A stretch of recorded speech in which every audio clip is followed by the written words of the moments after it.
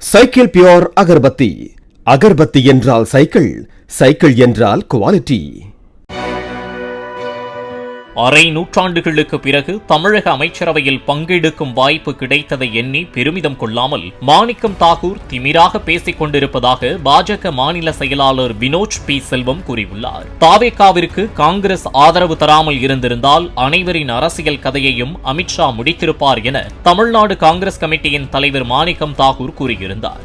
இதுகுறித்து கருத்து தெரிவித்துள்ள வினோத் பி செல்வம், தாவேக அமைச்சரவை என்ற முழு விருந்து பரிமாறிய இலையில் கடைசியாக வைக்கப்பட்ட ஊறுகாய்தான் காங்கிரஸ் என்று விமர்சித்துள்ளார்.